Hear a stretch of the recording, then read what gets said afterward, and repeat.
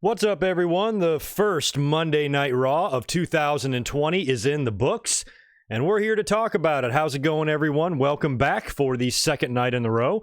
I had a very late Winged Eagle podcast this weekend that didn't go live until yesterday due to the two-night Wrestle Kingdom event. So you guys just saw me yesterday, but we're here again to talk about this Monday Night Raw, the follow-up to the horrible end of the decade show last year, where we had the Lashley and Lana wedding and the Liv Morgan thing, and it was a mess. We're back again tonight to discuss the fallout from that and everything else we saw tonight on Raw. Wasn't the most horrible Raw I've ever seen, but damn, did it end with, I don't know, I guess I'm being lame, but what I consider to be a disappointment.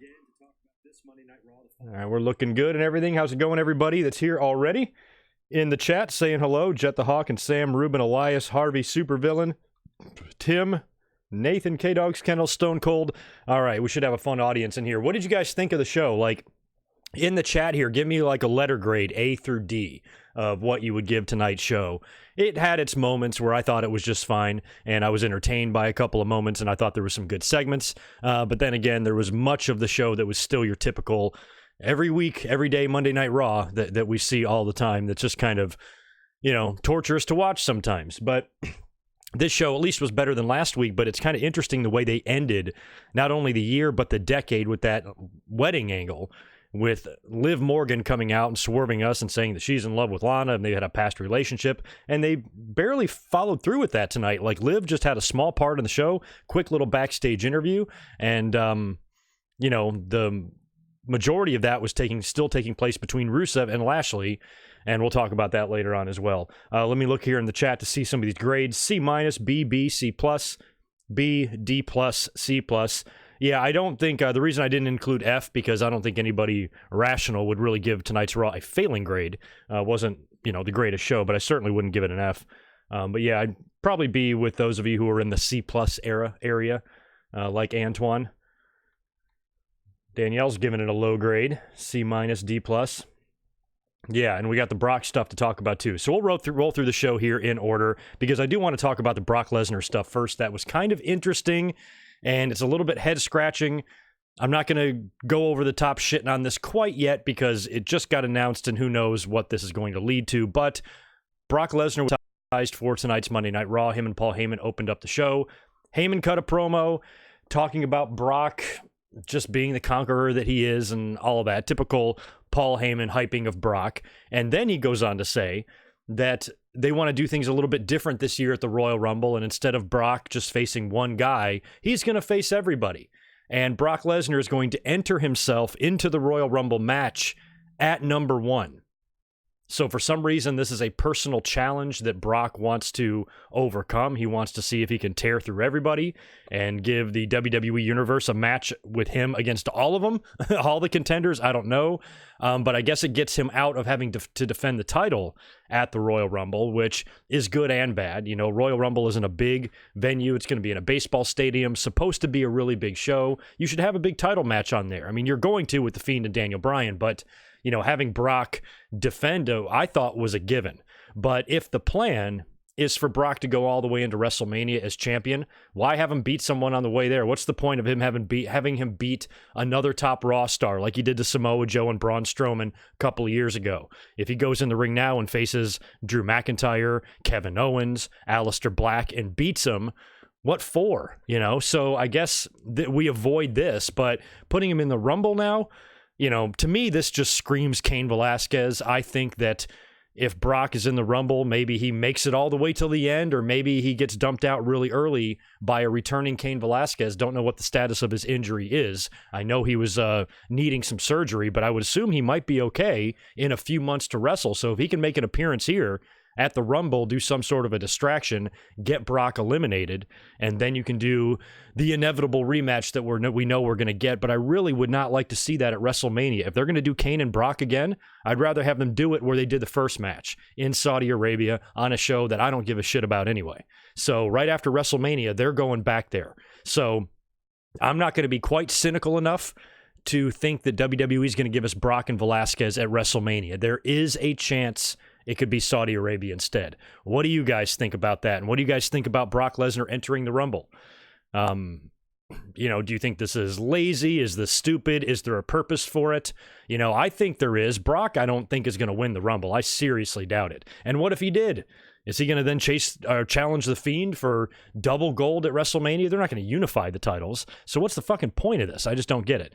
I'd much rather the Rumble match go to someone like Aleister Black, Drew McIntyre, or a wild card like Kofi Kingston. I threw out a scenario on Twitter earlier tonight when this was made. I said, what if you get Brock? What if Brock makes it all the way to the end? And what if the final two in the ring are Brock and Kofi Kingston?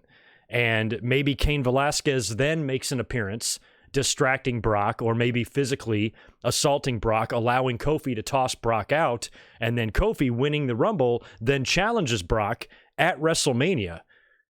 And maybe, well, actually, let's cut out the Cain Velasquez interference. Let's hold Cain off. Have Kofi eliminate Brock on his own. Forget the interference from Cain. Have Kofi eliminate Brock. Brock is spent. He entered at number 1. Kofi eliminates him, winning the Rumble, then challenges Brock at WrestleMania, and that's where you do the Velasquez run-in or the distraction or the interference. Kofi then beats Brock for the title. Brock's pissed, and you set up a Cain Velasquez rematch in Saudi Arabia, which we know we're getting that match. We absolutely know 1,000,000% we're getting the match. So I'd rather have it there, on a show that nobody gives a shit about. So that's kind of what I would like to see if Cain is an absolute must to get involved here. And I know that he is, and he will be involved in this. I'm sorry if I'm distracted. My cat was given a really awesome Christmas present toy, and I forgot to put it away before I went live, and he is going to town on it. But anyway, let me read what you guys are saying about that and answer a couple of super chats that I know are rolling in. The first one I see is from Nathan, I believe. Nathan Hansen, good to see you in here, man. Thank you for the $2. How long do you think Brock lasts? Well, we were just talking about that. I think it could go either way. Just depends on what the story is going to be. If Velasquez is going to interfere here, he could either do it right away and just get Brock out of there early, or wait until the end. I still think you have a chance this year to do a really fun match at WrestleMania if you have a fun guy win the Rumble. That's why I like to see it be a Keith Lee, Kevin Owens, Drew McIntyre, Aleister Black. One of those guys would be amazing. So I guess it just depends on what direction they're going in. Once we have a better idea of what Brock's future is going to be in terms of who he's going to work with at WrestleMania or Saudi Arabia, then maybe we can try to get an idea of what he's going to do in the Rumble. But right now, I feel like Velasquez's situation is extremely predictable. Nathan Hansen, thanks for another one, dude. Thanks for the $2. A jobber will 100% be number 3. Enzo returning in the Rumble would be pretty crazy. And Chris Follow Fads, I'm going to answer that one next. But before I do, I'm going to cut away real quick and eliminate my cat's toy because it's driving me crazy. Come here, bud. Stop that. There we go. Right back up to the top of the shelf. I am sorry for that. That is me not being prepared before I went live, and I usually try to secure anything that's going to distract me. So anyway, I'm back. But I want to answer this next super chat from Chris Follow Fads. Thanks for the $2, dude, or $5, excuse me. Who do you think will have the Iron Man spot in the Rumble this year and last like 50 minutes? You think it's Kofi? Yeah, well, you know what's interesting about that? I remember it was the 1995 Royal Rumble, and I know I owe somebody this review, and one day I will do Royal Rumble 1995, or at least maybe a short version of it. But that year, the first two in the ring were Shawn Michaels and the British Bulldog, and they were also the final two in the ring, and I thought that was cool, and I don't recall that. It may have happened again. Off the top of my head, I can't recall it. You guys probably know better than me, at least in recent history, if it has. So maybe something like that. Brock's number 1, and then Kofi comes in at number 2. I mean, it's going to be a tall order for Kofi to avoid, considering how small he is, not getting tossed over the top rope in 2 minutes versus Brock. It's not like Brock has to beat him in a match 1, 2, 3. He just has to toss him outside the ring.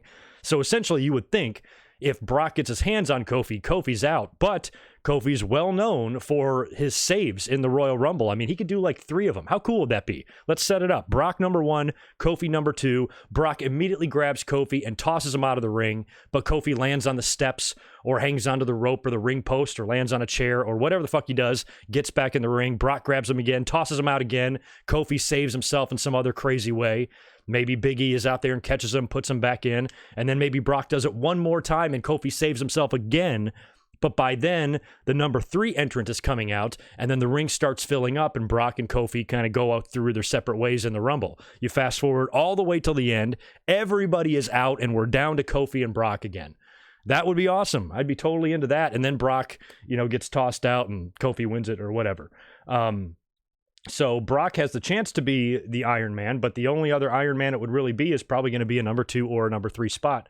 And Kofi would make for a good story considering how he lost it, I was perfectly fine with him losing the title and that whole, dream scenario being over and coming to an end. Felt like it ran its course, but considering the way he lost the belt, I feel like there's something left. There's like a cliffhanger there that he could come back and get back to the title at some point one day. But he'd also have to switch brands for any of that to happen because he is on SmackDown, so you got to keep that in mind. But at least it keeps you guessing is, what the hell the point of this is. And I don't want to see them waste a Rumble. WWE, I think, has done good in recent years of having other guys win the Rumble like Nakamura and Sheamus, Del Rio. Who else are some younger ones? Did Sheamus? Yeah. Sheamus win it? Yeah, Del Rio and Shinsuke, and I don't know. There've been some good young people winning the Rumble, so I don't really want to see them just go with Brock because then what is the damn point? And then you got to determine the contender for the Fiend somewhere on SmackDown, probably Elimination Chamber, and then you're also going to have to determine the contender for Brock or whoever is WWE champion at WrestleMania still has to defend. So now you got to figure out too, what's the point of the fucking Royal Rumble? So I think Brock winning is almost impossible just for what it sets up storyline-wise. The winner of the Rumble is supposed to challenge, for the title, unless Brock wins the Rumble and then loses the title after the Rumble, but since he wins the Rumble, it gives him a title shot at WrestleMania. I don't know. I'm confused. What do y'all think? Hello to everybody else that's saying hello. What's our audience in here? Pretty low right now. I actually opened up a frosty beverage tonight. I was feeling a little tired, and I needed not that this should pick me up, but I thought that maybe it would. Yes, the Mafia. And for those of you who are tuning in right now and did not watch Raw tonight, that was the opening segment. Brock Lesnar and Paul Heyman came out, and Brock entered himself into the Royal Rumble. The belt is not on the line. I thought for a minute that Heyman was going to say the belt was on the line. Like, Brock is so confident. I don't know why. He got beat twice last year by Seth Rollins. He thinks he's going to beat 30 guys all of a sudden or 29 guys all of a sudden. I thought Heyman was actually going to say Brock's going to put the title on the line, and he's going to enter number 1. I'm like, that's insane. But he never said that. So pretty much guarantees that the belt will not be on the line and Brock will not be defending it at all. Unless between now and the Royal Rumble, which we have a few weeks left, something happens on TV to where somebody challenges Brock or says, hey, if you want to enter the Rumble, why don't you put the belt on the line if you're so confident? Maybe it changes. It could definitely change. But the Rumble is, I believe, 3 weeks from last night. Yeah, 3 weeks from last night is the Royal Rumble. So it's creeping up quick. We opened up Raw 2 after the promo. We had back-to-back title matches, which was kind of cool. We had Andrade retaining his newly won U.S. title against Rey Mysterio in a really messed up finish. Now, the match itself was really good. Crowd was into it, chanting hard, this is awesome, all that stuff. Very good outing by both guys. But something just happened in the end. I don't know if there was some wires crossed or whatever. They did a deal where Andrade threw Rey Mysterio over his head and Rey hit Zelina. She took a bump. And, something's in my eye. And she took a bump, went down hard. That was enough. They were making it look like Rey was overly concerned. He was more concerned about Zelina than he was Andrade in winning the match. So Rey kind of gets in the ring. Nobody kind of seems like they know what's going on. And you can hear the referee, I forget Nicholas's dad's name. He just says right to Rey, he goes, roll back to the outside, roll back to the outside. So Rey's in the ring, but he rolls back out there, goes back over to Zelina. And there's this weird, awkward pause, it kind of in the middle before Andrade gets Rey back in the ring and hits him with the DDT finisher and pins him and retains the title. So I think it was executed badly. I think somebody missed a call somewhere or fucked something up, and it wasn't executed the way that was probably rehearsed, is basically what that means. But in the end, I didn't really care that Andrade won the match, because if they're going to put the belt on him now and have him run with it, then have him run with it. He kind of needed to get this match out of the way, and it kind of has Rey save face, because really he was so distracted by Zelina going down that, it cost him the match ultimately. Now, Zelina was really involved in this as well, because during the match, there was actually a fall. Mysterio pinned Andrade, and the referee counted 3 and everything. And he was announced as the winner, but Zelina had taken Andrade's foot, put it on the bottom rope. Referee reversed the call, match continues. And then after Andrade beat Rey, he just out of nowhere just takes him and just one pull just rips his entire mask off, and Ray covers up and he's got the mask and he gives it to Zelina. And Jerry Lawler, who was botching shit left and right, they said, I didn't hear this, but you guys were saying on Twitter that he called Andrade Tiger Ali Singh. What the fuck? And apparently he called Zelina Melina, which is hilarious. And Lawler was making it sound like Andrade was offering the mask to Zelina as like a peace offering, or, sorry for, injuring you by throwing Ray into you, because they did make it sound like Andrade purposely threw Ray, like he was trying to save himself, and if he had to do that at the expense of Zelina, that's what he was going to do. So there's still that like tease that eventually the two could wind up splitting. And I mentioned last week that I think if Andrade is going to get past Ray and move on to a new opponent, what better guy than Aleister Black? They had some wars in NXT. They would have some fun matches on the main roster on a pay-per-view or whatever. And if you do some sort of a split with Andrade and Zelina, who we know is with Aleister Black, maybe she can move over and start forming an alliance with him. They might make a good pairing. I love the Zelina and Andrade act, but if WWE is insisting on breaking them up, maybe they can do something fun with it. Not like a love triangle thing like they're doing with Lana and Rusev and everything, but maybe just have Zelina turn or split with Andrade clean and then go over to Aleister Black. I don't know. That's kind of where I feel like it's going eventually, but for now, since Andrade ripped off Rey Mysterio's mask, it looks like that issue is continuing. And do you think they have mileage? Do you think they can make it if they did go all the way to WrestleMania and have some sort of a mask match versus title match, or mask match versus hair match, something like that at WrestleMania? Or would you have to do it sooner at Fastlane, Chamber, or whatever? What do you guys think? And let me answer some super chats before we get to the next match. There's a bunch of them coming in. Let me scroll all the way back so I don't miss anybody. Thank you very much, Divine Ricks. Good to see you in here. McIntyre versus Lesnar at WrestleMania. I would love that. And based on what we saw tonight, I'll talk about McIntyre in a minute. It looks like WWE is remembering that he is on the roster. Remember this past summer, I had this whole scenario laid out for him. For some reason during the summer, I feel like they teased McIntyre and Undertaker. And I was like, this would be the perfect way to get him rolling, because he's kind of stalled. You put him in a match with Taker at SummerSlam, and he beats him, puts down a legend at the second biggest pay-per-view of the year. Then all throughout the fall, every pay-per-view, he's beating guys, beating top guys in singles matches on pay-per-views. You put him in the Survivor Series, he's the sole survivor for whatever brand he's on. Then he goes into the Royal Rumble and wins that. And then he challenges Brock or whoever. I had actually pitched an idea of Cena being Universal Champion and breaking Flair's record and winning that belt, and Drew McIntyre beating Cena. But it could be Brock, doesn't matter. But McIntyre getting on that whole run, going into WrestleMania as the champion, and then it looks like the exact opposite of that is going to happen. Now, all of a sudden, WWE is like, oh shit, let's make McIntyre a contender. But all he did was win a match and then enter himself into the Royal Rumble. So there's a lot of talent in the Rumble. Roman's in there. Brock is in there. Lots of guys are already in. Seth, Orton, many guys. So it's going to be a tall order for anybody to win that thing. And McIntyre would be nice. I just don't know if I trust it. I just don't know if I trust WWE to ever give this guy a push when he's a monster. He's a badass. He's big enough and believable enough to actually beat Brock in a match. But I don't know. Man. I hope so. I hope you're right. Antoine, thank you, man, for the $2. I appreciate it. I like the episode building tonight. Yeah, it wasn't a horrible. I mean, even you guys were being kind to the show in the chat here with your letter grades and everything. It wasn't that bad. Austin Kinkle, thanks for the $5, dude. I appreciate it. I almost choked on my Klondike bar when they tackled that wedding official. Yes, when did that happen? I've got that in my notes here. I was going to get to it eventually. I think it's way down in the AJ match. Yeah, we'll talk about that too. So apparently the wedding officiant that they had last week in the Lana and Lashley wedding, he was back this week to do an in-ring segment with Lana and Lashley that we'll talk about in a minute. And right after the AJ Styles match, as AJ's walking away, for some reason he dives in the ring. I don't know why. I guess he's getting ready for the next segment.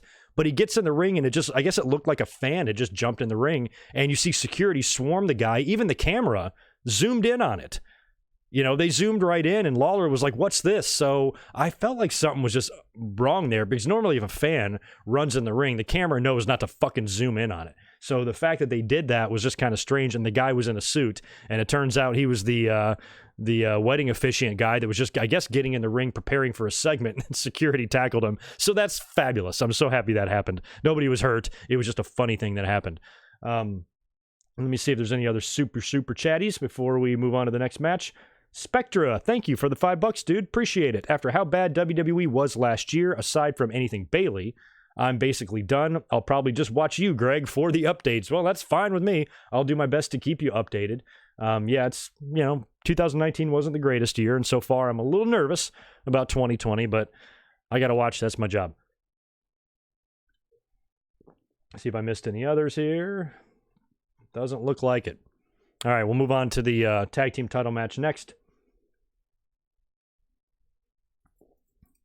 Oh, JJ, you're liking the Andrade and Alistair idea. Yeah, I mean, if you feud them for the U.S. title, I am desperate for Alistair Black to be a main player, and I feel like the first step is some singles gold, unless you just fast-track him right to the title, have him win the Rumble or something.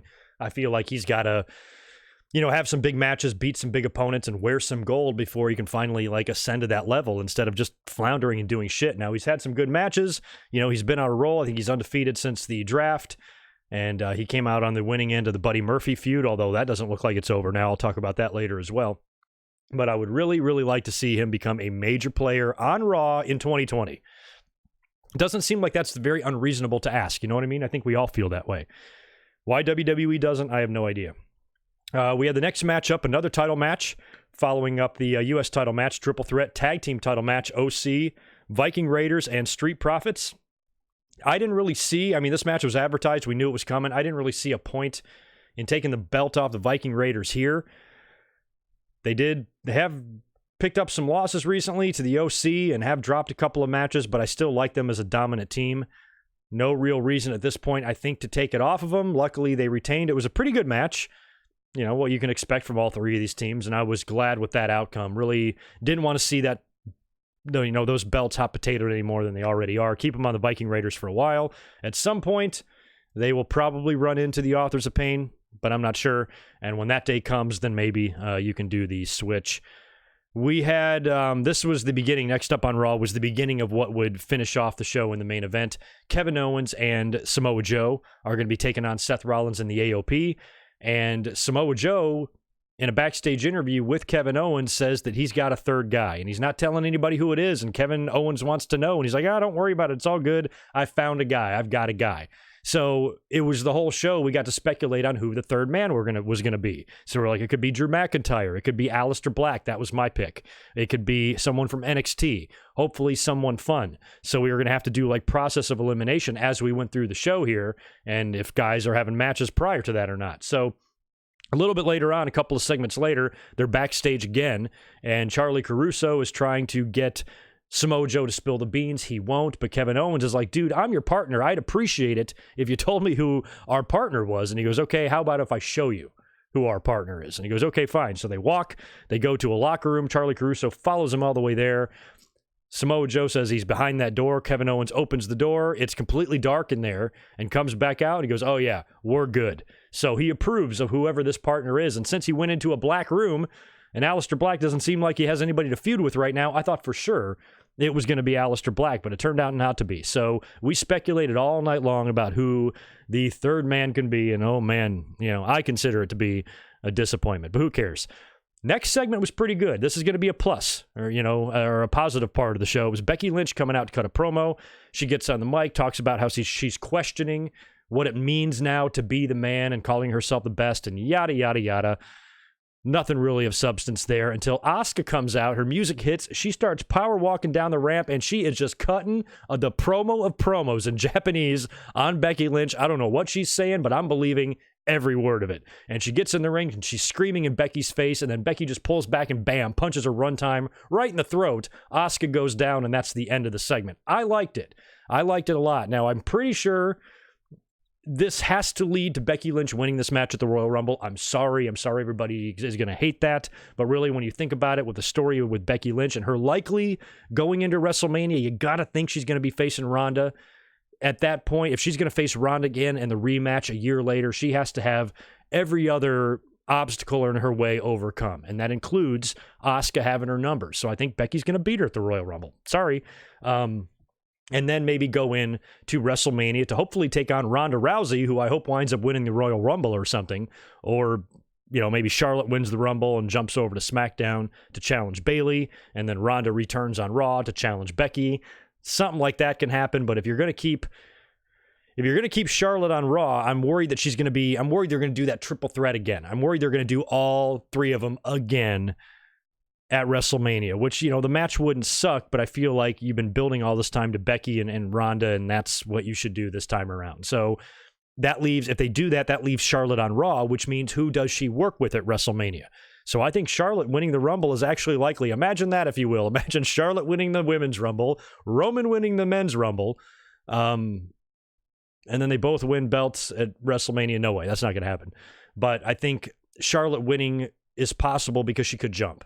She could go take on Bayley and win the title at WrestleMania, and then Ronda and Becky can have their match. Something like that. Otherwise, give it to someone new. That's what I always say when it comes to the Royal Rumble. Same rule applies for the women. If you're going to give it to Alistair or someone like that on the men's side, give it to someone fun on the women's side. Give it to Baszler or someone jumping from NXT. That's what I do. Oh, this next shit we're going to talk about is weird. Let me peek back over to the chats because I know there's a couple of more coming in. Michael Cuomo, good to see you, man. Thank you very much for the $3. Is Kevin Owens the top babyface of Raw now? Yeah, I suppose. He's working with the top heel. Aside from maybe Becky Lynch, yeah, he's top male babyface. Yeah. They need to build some more. You got Samoa Joe, but he's already kind of been there, done that. It looks like they're turning Drew McIntyre. Again, we'll talk about him in a second. And Aleister Black, I would love to see him be one of the tops. But yeah, as of right now, yeah, Kevin Owens is the guy.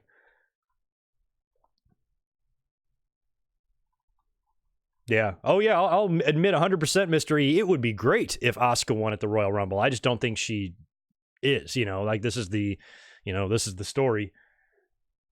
You can't say that it makes sense for Becky to lose here, but then also insist that Asuka should have kept her winning streak against Charlotte. It's kind of the same thing. If you're building for Becky and Ronda, Becky has to be unstoppable. Becky has to be on a tear, having a year-long run with the title, unbeatable type of thing, overcome every obstacle put in front of her, and then Ronda is there knocking on her door, and you do the rematch, and hell, you could do, they turned Ronda last year at the last minute.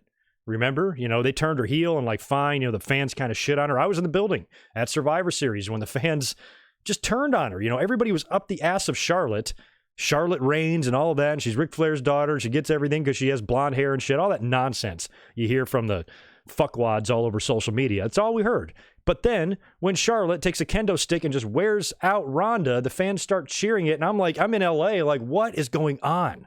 Even Ronda was like, what the F? So they turned her heel. I'd like to see them do something similar with Becky this year because the fans are kind of doing the same thing, turning on her only because now she's champion. So what do you do when someone's champion? You tear them down. It's in the fans' goddamn DNA. It's what they do. So we're here again in the same situation. Do a double turn. Do a completely different match than last year. I pitched this idea for The Rock and John Cena. If you're going to do the rematch, do it fun. We already saw it once. So if you're going to do it again, put a twist on it. Turn John Cena heel, something like that. So now if you do Becky and Ronda again, this time Ronda's the babyface. Maybe not even a babyface. She can still be badass shit-talking Ronda, but the fans are going to be behind her. Fans are going to be behind her 100%, especially if Becky starts doing a little bit of that Seth Rollins shit. WWE has acknowledged their relationship. They had a tag team match last summer together. So, what if behind closed doors in the privacy of their own home, a little bit of that nonsense that Seth has is rubbing off on his girlfriend. And now she's starting to get resentful to the fans and maybe takes a little digs at him here or there. And then by the time you get to WrestleMania, she's full-blown heel. And Ronda winning the belt at WrestleMania, it's an explosion of a pop and you get fireworks and the whole deal and Becky goes down. I don't know. Have fun with it, or are they going to be lame? What do you guys think?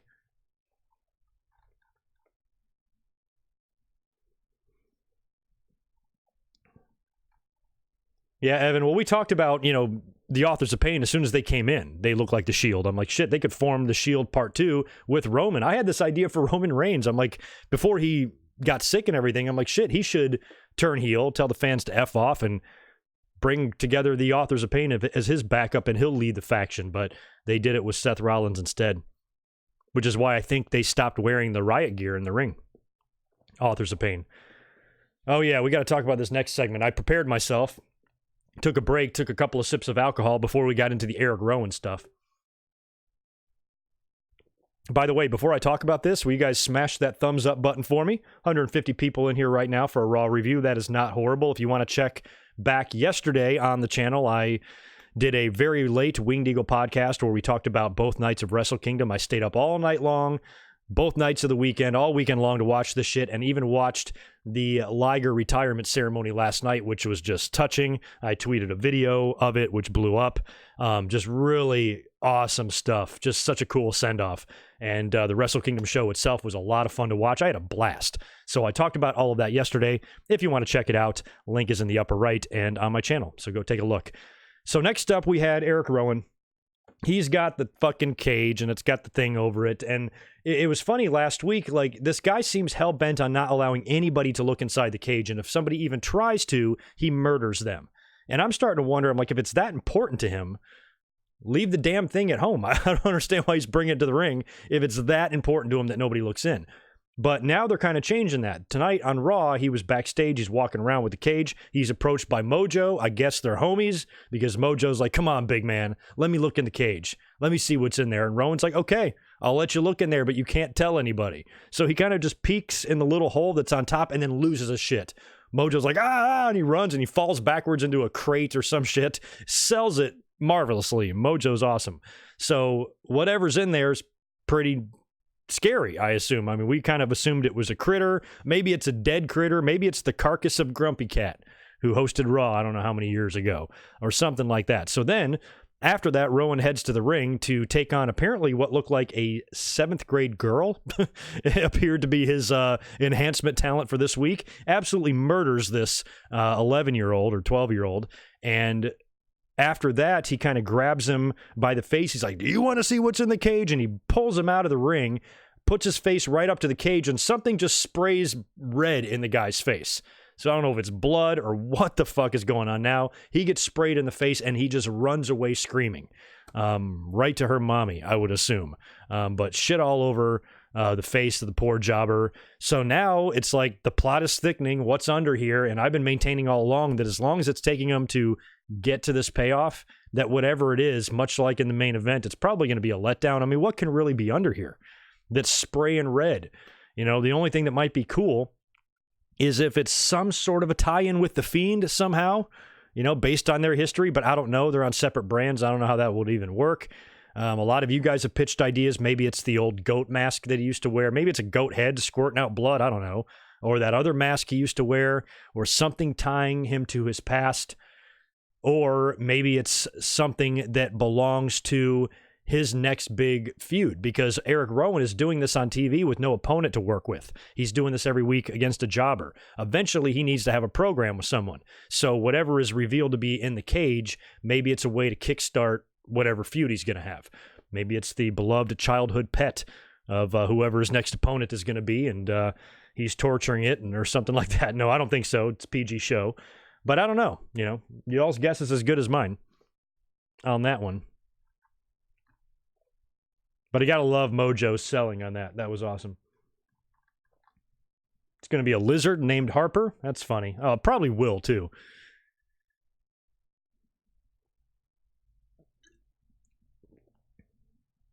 Yeah, I actually thought that maybe Paul Ellering would have something to do with them tonight. I thought maybe Samoa Joe might bring him in or something, but it was not to be. It's going to be a sloth. Yeah, is that what they do? Do they squirt out red shit? I mean, I don't know what it is. I mean, if it's a living creature, I don't know how you can even do that. I said it's Kevin Dunn. I've been saying that for weeks, and based on Mojo's reaction to what he saw, I think that pretty much confirms it. It's Kevin Dunn. Oh, it could be Rocco, the ventriloquist dummy. That's true. So next up, we had basically a match that allowed AJ Styles to take out his anger on poor Akira Tozawa, which I feel like they should have given these guys some time. They didn't really. They were playing off the angle from last week where Randy Orton tricked AJ and got RKO'd. So AJ's mad. He beats Tozawa rather handily, which I think sucks, and beats him with an RKO. and then further mocks Randy Orton after the 3 count by doing the Randy Orton pose and all of that. So that's the match where when AJ was leaving, that's when, and by the way, they have a match next week, Randy Orton and AJ Styles on Raw. So this whole thing was done to hype that. And that should be a good match too, WrestleMania rematch on Raw. That's not too shabby of a match, provided we actually get some time here and there's a winner and it's not just a big sham or anything like that. It can probably be pretty good. But after the match, when AJ is leaving, that's when that wedding officiant had jumped in the ring and security tackled him. Talked about that earlier on. That was hilarious. And then we get to the Lana and Lashley re-wedding. So Lana and Lashley are out there to discuss what happened last week. Lashley is dressed a little bit better this week. Lana, of course, is complaining about how nothing is her fault and everybody should be concerned about her. And that's when they show Rusev. Rusev appears on the big Tron, in front of a green screen, and he's like at a beach, and he's got like a Hawaiian or tropical shirt on, and he seems very, very happy, and he's making fun of him, and he goes, hey, it's me, Rusev, of Rusev Day. That's how he introduces himself. Lashley's all pissed off, calls him a poor excuse or shitty excuse for an ex-husband, challenges Rusev to a match next week, and Rusev says, oh, you're in trouble now because you're going to see the return of the Bulgarian Brute, and he accepts. So that match is on next week, Rusev versus Bobby Lashley. Now, I think during all of this, Lana and I can't believe I'm saying this out loud. Lana, you guys have to help me here in the chat. Lana and Lashley were married. Did they get to the end of that? I was kind of I can't give this shit my full attention. I was farting around the house here. So did they actually finish the vows? And is this this kayfabe wedding now official? Ugh, man.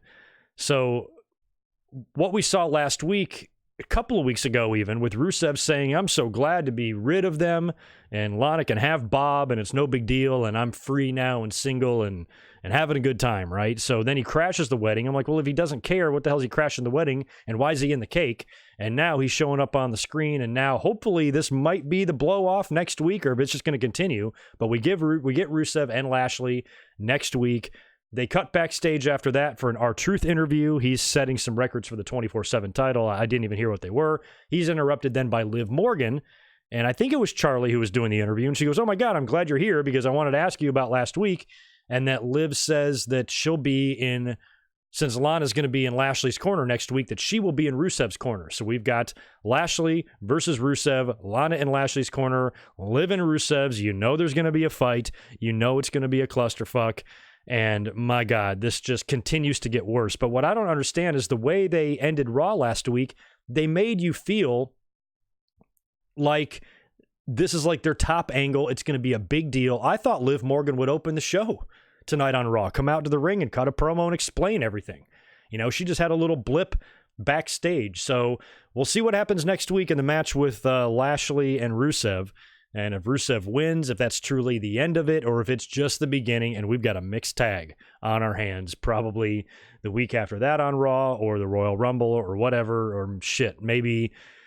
Now that we're into January, I mean, can you make it to Mania? God, tell me no. Please tell me that by the time we get to WrestleMania in April, that Lashley and Rusev are still going at it. That's too much Rusev, that's too much Bob for me. I hope they wrap up business as soon as next week, hopefully, but likely not. It's probably going to drag on much longer than that. Yeah, it was kind of like a re-wedding, right? Fucking guy had the Bible there and he was going to do the whole thing, except I didn't even really pay attention to the whole segment, so I don't know if it's official or what. I don't know. Bobby Lashley is the best thing about Raw right now. That's a bold statement.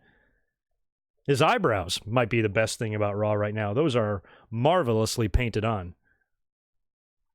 His makeup person should be given a raise. All right, pretty happy audience in here right now. Hook me up with them thumbs up, guys. Smash that like button for me. I'd appreciate it. Yeah, and I'm curious, just what the payoff of this whole thing is going to be, with Liv Morgan and all that. Yeah, I meant more Rusev and Bob together, not Rusev Day. I can have Rusev Day every day. I'm perfectly fine with that. But just this angle, my God. Rusev looked good in a Hawaiian shirt, though. Let's see, what's up next on Raw? Oh, yeah, we had the weird brawl between Charlotte Flair and Sarah Logan. I guess it was supposed to be a match. Charlotte comes out. Logan attacks her. Now, I guess this story here is all the ladies are trying to get themselves amped up for the Royal Rumble and, you know, make a statement and all of that. So she attacks Charlotte. There's a brawl. The match never really starts. And Sarah Logan even takes Charlotte's robe and like tears it up or kicks it or some shit and tries to destroy the robe that Charlotte's dad gave her and all that.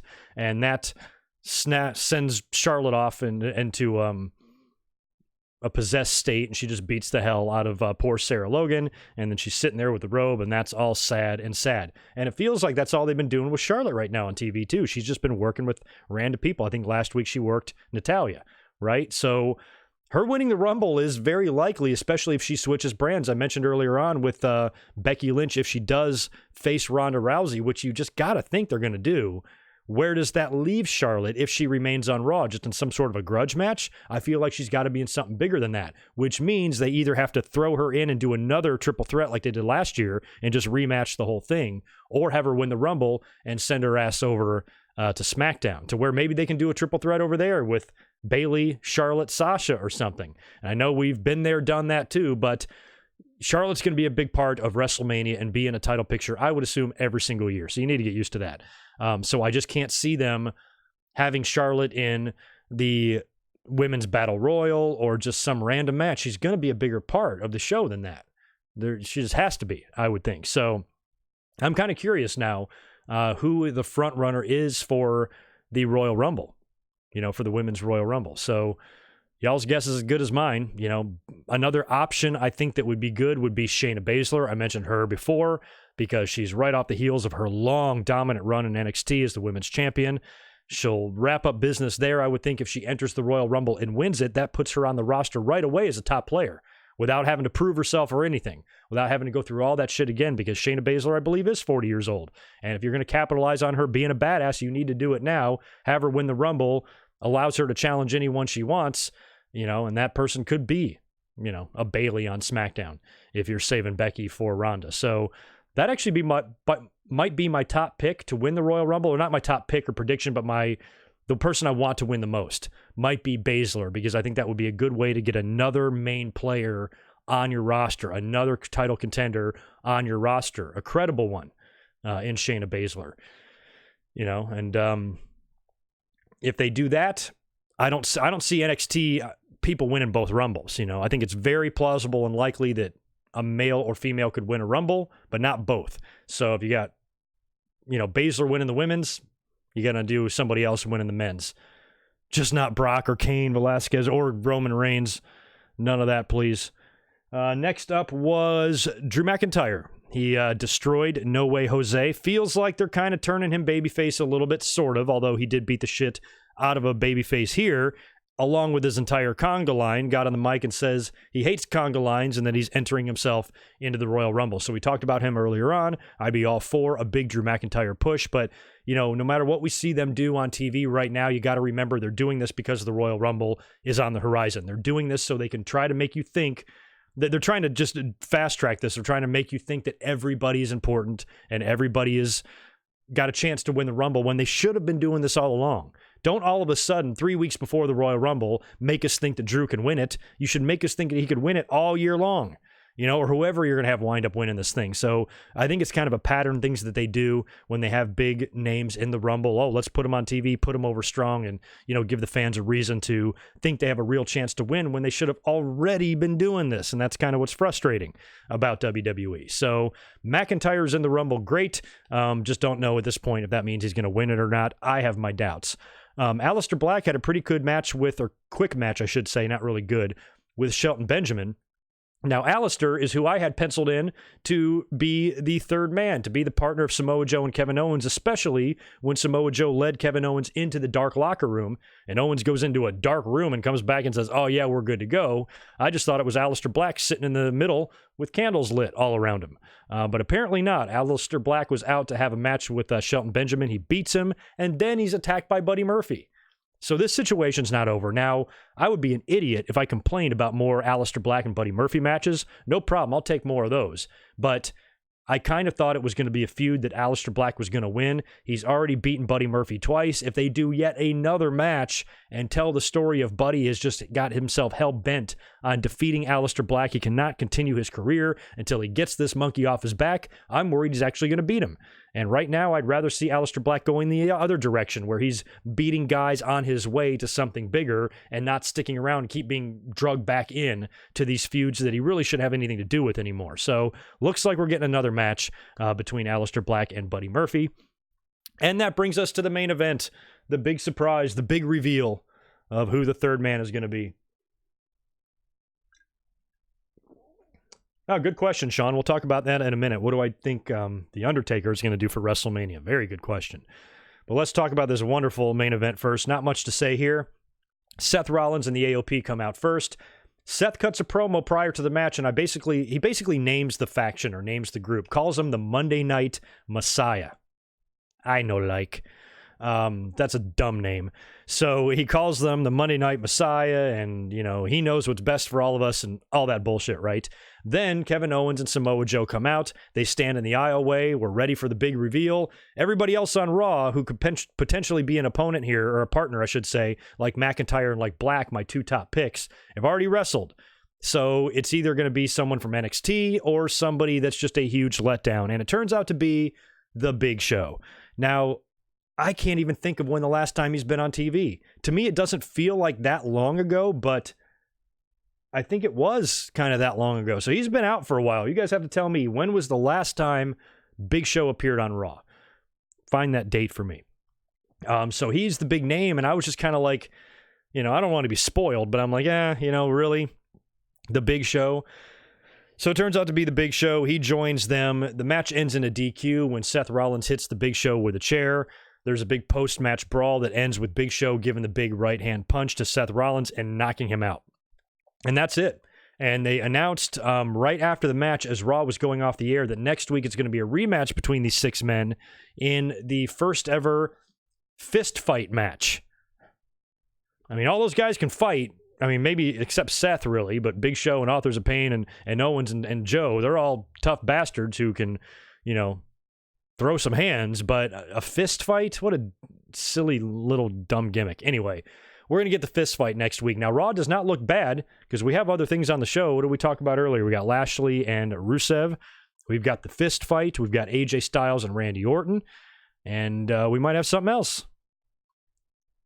So that's already 3 matches announced right there. So it might not be a horrible show next week either, but oh my God. Fist fight match, Monday Night Messiah. Yikes. Got a little note here on the bottom as well. I saw something come across Twitter, and I just wrote it down during Raw tonight. Apparently tomorrow night on WWE Backstage, Paige is going to make some sort of a career announcement. Now, when you take somebody who's young as her, who was forced into retirement due to injury, and she says that she's got to make a major career announcement, can only be one thing. So I'm excited that Paige could potentially be returning to the ring. Otherwise, what is it? Is she going to come back in a managerial role? I don't get that vibe this time around. So I'm interested to see and hear what Paige's career announcement will be tomorrow night on WWE Backstage. I hope she's coming back. Perfect timing, too. Royal Rumble, WrestleMania. Get that girl back in here. We miss her. Vape Lord Yoda, your guess is as good as mine. Wasn't Big Show a heel last time? Maybe. I think Big Show has turned heel and face like in the same show before. That's how often he does it. DeSavian Dennison, I get this question all the time, man. Gonna go watch your Royal Rumble 2001 review. Also, Greg, are you going to do the same thing for Royal Rumble as you did with the WrestleMania and SummerSlam Memories video?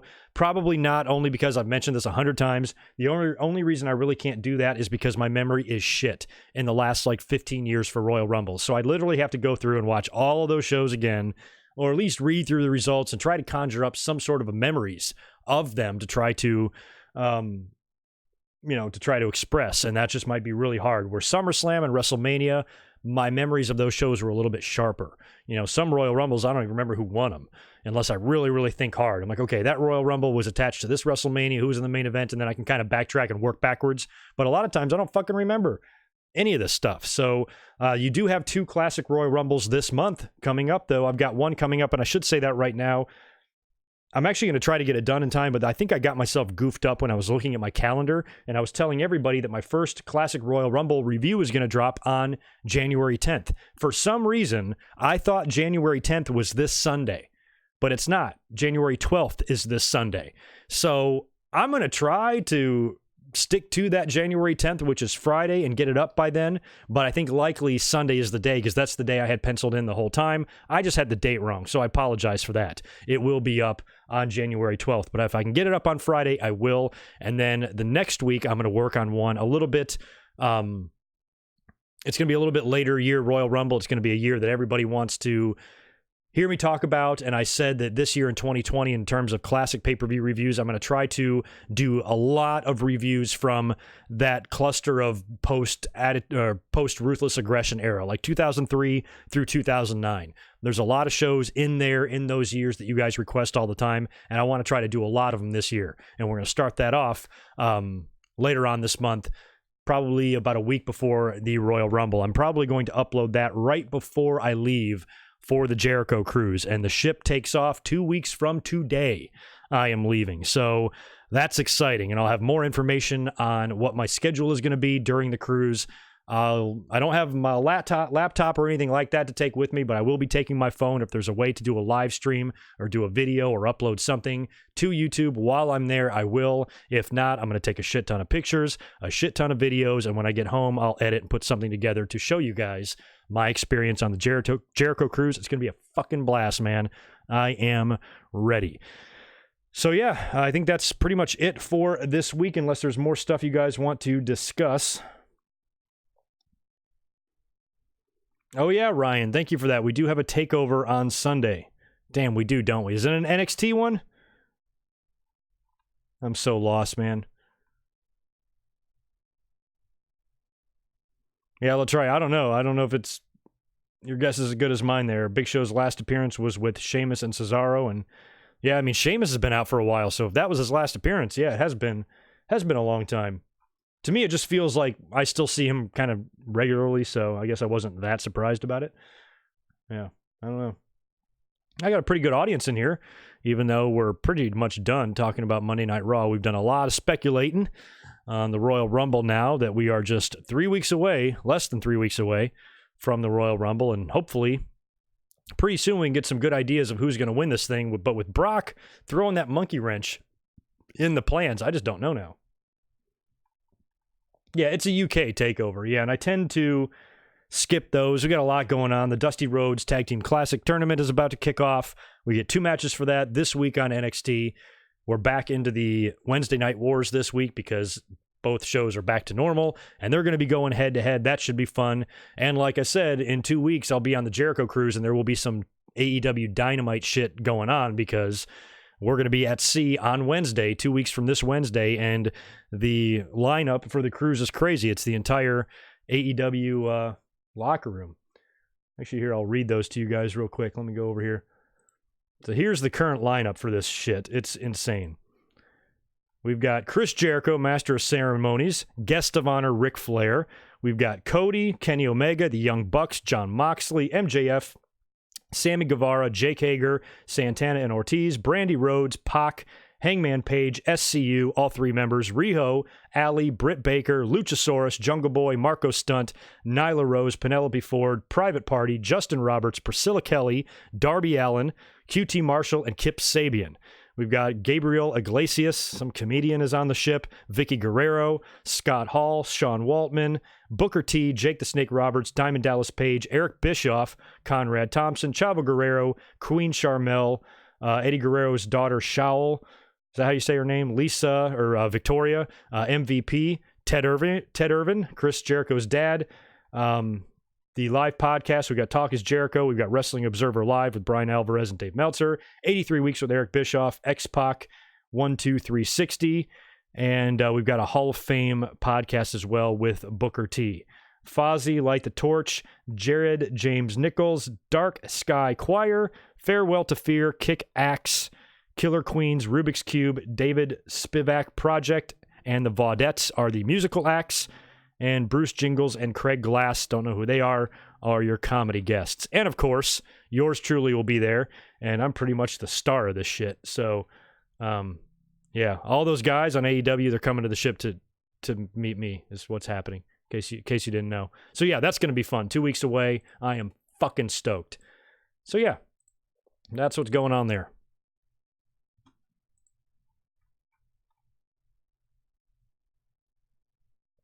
Do I think WWE will ever return to the old school days anytime soon? No. I think the old school days are over. Over.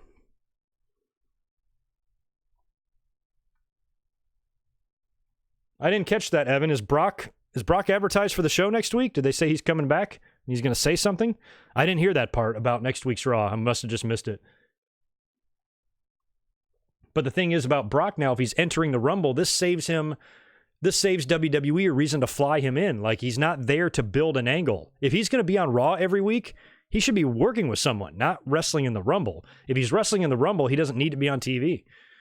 Here we are again with this shit. We're on Monday Night Raw, and we have no champion. And as soon as we get the belt back on Brock, he falls ass backwards back into it. Every time he loses it, and we're like, we're done, and then he's got it back. This is twice now this has happened. My God. Never ends this shit with this guy. I don't know. I still love Brock. I'll always have Brock's back. But it does get a little old that he's been wearing a title for so long and holding so much shit hostage. Oh, yeah, there you go. That's what I wanted to talk about, because I forgot that you asked that about The Undertaker at WrestleMania. You got to assume... Oh, yeah, Ramon, I was just talking about that, too. You got to assume that The Undertaker is going to do something at WrestleMania, so what does he do? You know? Does he put somebody over, or does he have another attraction match or a feature match? I'm telling you, I am not ruling out something happening with Sting. And I've said a million times that match would absolutely suck, but can't be any worse than Goldberg and Undertaker.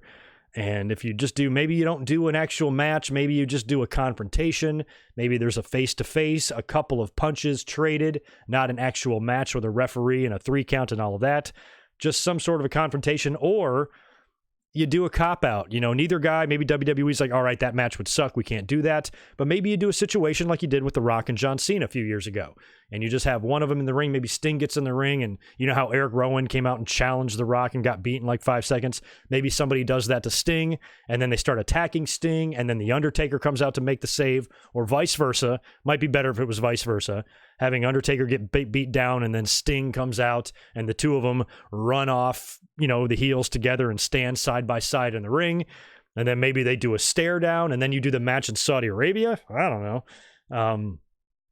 They might do that, but I think whatever he does, it's not out of the question that it's Sting related. I'm not giving up on that just yet.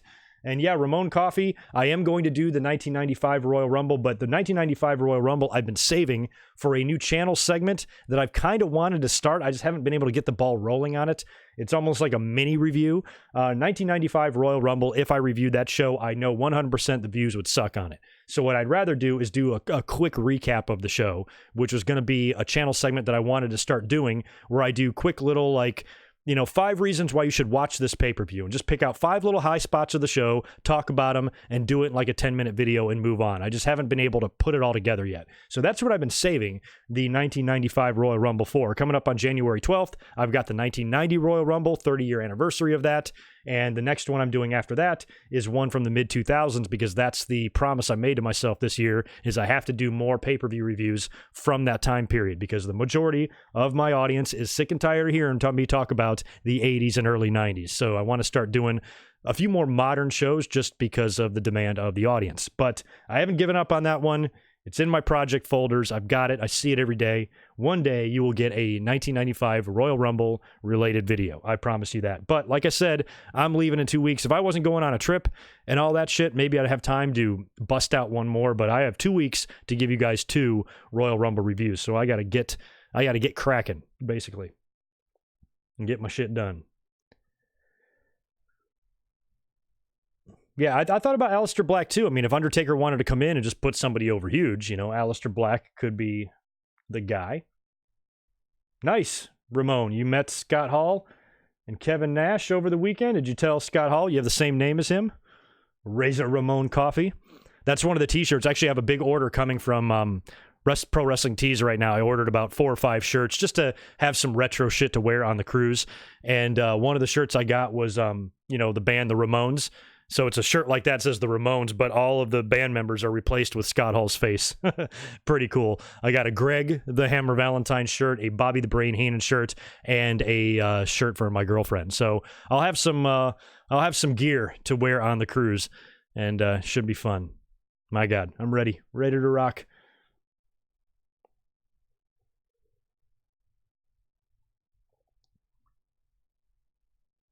Undertaker sitting in a rocking chair. Yeah, that would be funny.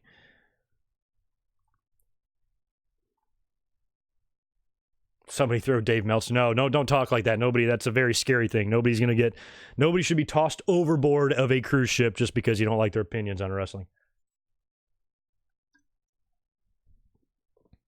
Yeah, I didn't see that, Stone Cold. So Brock, that is official. He is scheduled for next week. That's weird. What the fuck is he going to do? What's the point? Wish he'd defend the belt. Oh, AJ Daniels. Nice. You met Bully Ray over the weekend. Very cool. I like Bully Ray.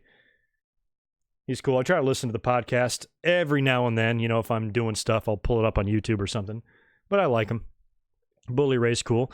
All right, so I think that's going to wrap it up. We've streamed for over an hour tonight. I guess that's about all I have to say. Not sure if I'll be up here this week or not. Maybe a couple of mic drops. If some news breaks, I might come up and do a quick stream about it. Otherwise, I'll be up here this weekend with a brand new, not only Winged Eagle podcast, but also a classic Royal Rumble review. So keep a lookout for that. Enjoy the rest of your night. 2020 is here. Hope you guys are off to a great start with your year, and I hope it's a great one. So thanks again for hanging out tonight. I will catch you in just a few days for either a Royal Rumble review or a Winged Eagle podcast, whichever comes first. But until then, be good. Peace.